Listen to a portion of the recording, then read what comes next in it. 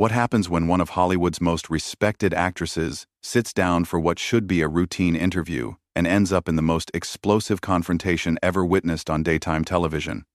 Today we're breaking down the shocking moment when Meryl Streep completely dismantled Joy Behar live on The View, leaving the entire studio in stunned silence. This is the kind of raw, unfiltered television that networks pray never happens. But when it does, it creates television history. Make sure you subscribe and drop a comment below because you're not going to believe how this unfolds. The morning started like any other at The View studios. Meryl Streep had been booked for what the producers thought would be a straightforward promotional interview for her latest film. The Oscar winner, known for her grace and professionalism, settled into the guest chair as the cameras rolled and the theme music faded. Joy Behar, sitting in her usual spot, had that familiar smirk playing across her face. The one regular viewers know means she's preparing to stir the pot. "So, Meryl," Joy began, leaning forward with exaggerated interest. "Tell us about this new movie of yours." I have to say, when I read the synopsis, I was wondering if Hollywood is just running out of original ideas these days. The other hosts, Whoopi Goldberg, Sarah Haynes, and the rest of the panel, exchanged quick glances. It was an unusually sharp opening, even for Joy, who was known for her blunt commentary. Meryl, however, maintained her composure, offering a polite smile. "Well, Joy, I think storytelling has always involved revisiting themes that resonate with human experience," Meryl replied diplomatically. "This particular film explores the complexity of family dynamics during times of crisis, which feels quite relevant given everything families have been through recently." Joy waved her hand dismissively. "Oh, please, Meryl. Let's be honest here. You've made a career out of playing the same tortured woman over and over again. The crying, the dramatic speeches, the whole suffering artist routine. Don't you think audiences are getting tired of watching you cry on screen for 2 hours?" The studio fell noticeably quiet.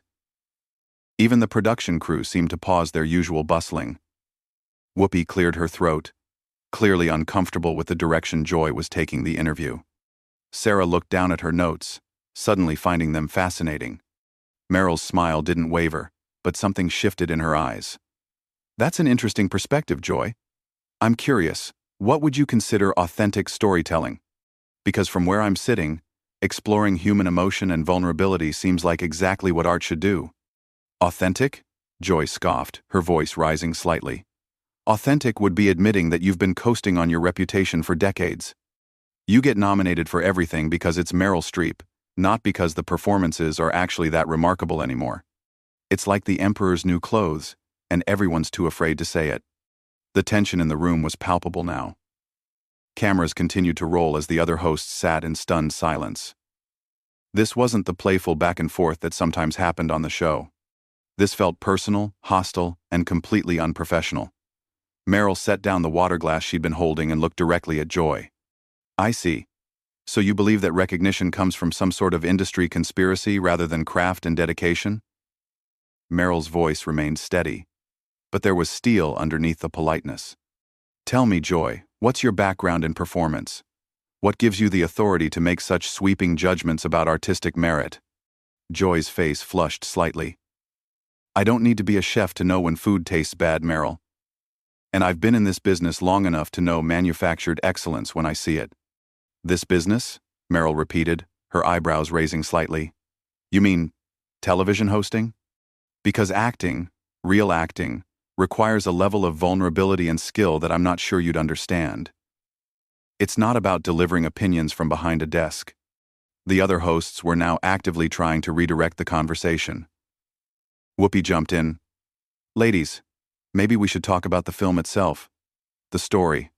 The characters." But Joy wasn't backing down. "Oh, here we go with the superiority complex. You think because you have a bunch of awards that you're untouchable?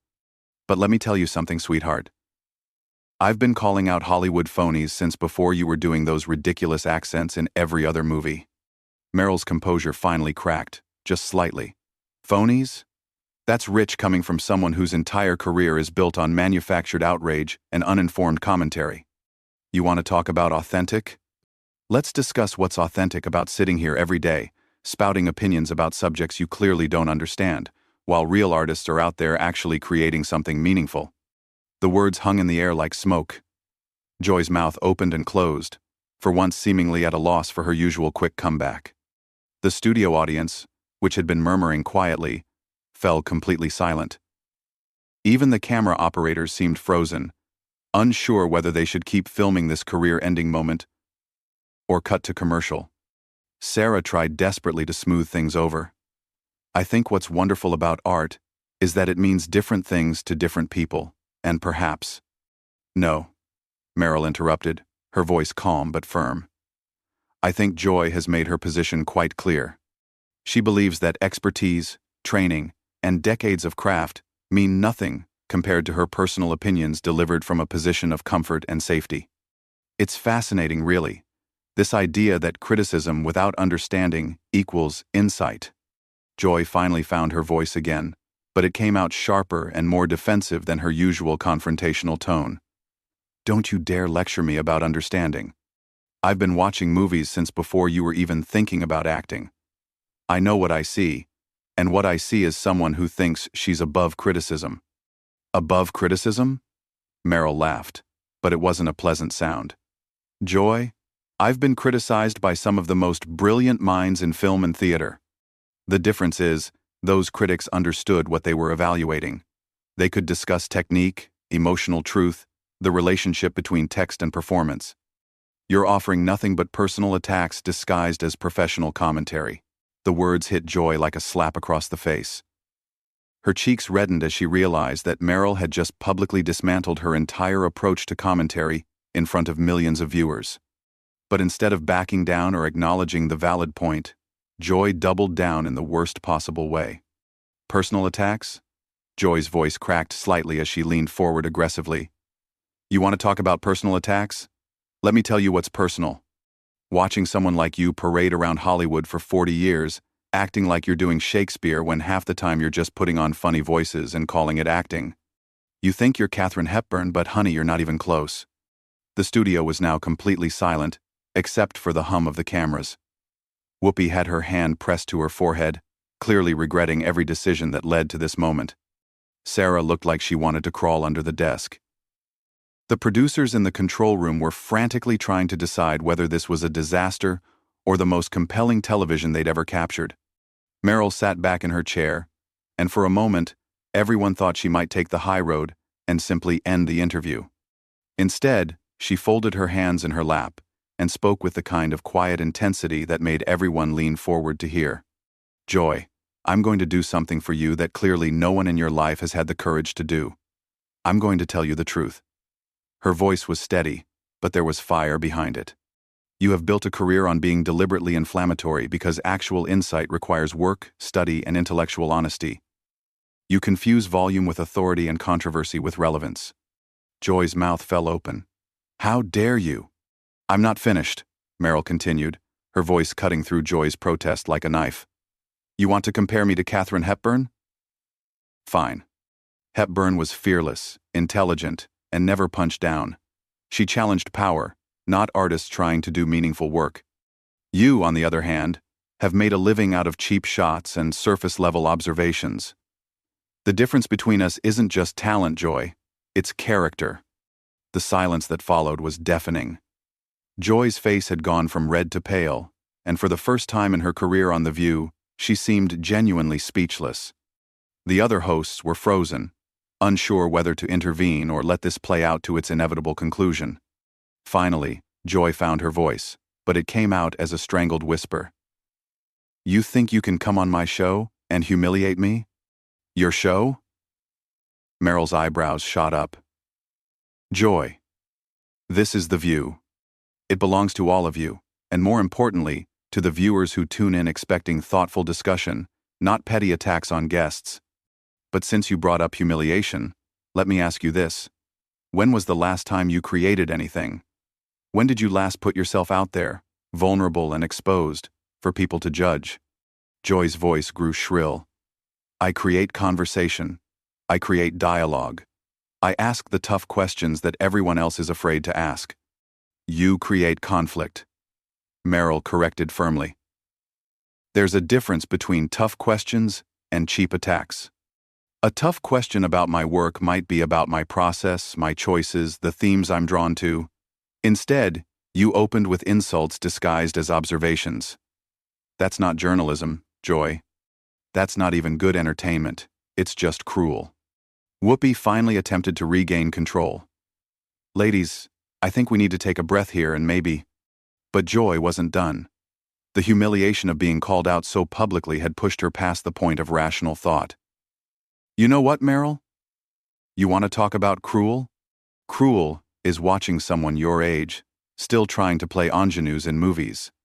Cruel is pretending that every performance you give is some kind of masterpiece, when we can all see you're just doing the same thing over and over with different costumes. The attack was so personal and vicious that even the camera operators looked uncomfortable. Sarah actually gasped audibly. Whoopi shook her head in disbelief. But Meryl, instead of rising to the bait, did something unexpected. She smiled. Thank you, Joy, she said quietly. You've just proven my point better than I ever could have. She turned to look directly into the camera, addressing the audience at home.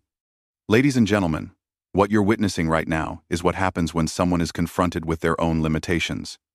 Instead of self-reflection or professional discourse, we get personal attacks about age and appearance.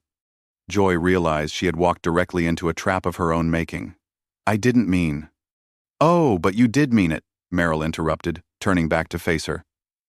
And that tells us everything we need to know about your character and your qualifications to judge anyone else's work. You think attacking a woman's age is clever commentary. You think ageism disguised as criticism makes you edgy and relevant. Joy was now visibly flustered, her usual confidence completely shattered. I've been doing this longer than... Longer doesn't mean better, Joy, Meryl said firmly. It just means you've been making the same mistakes for a longer period of time.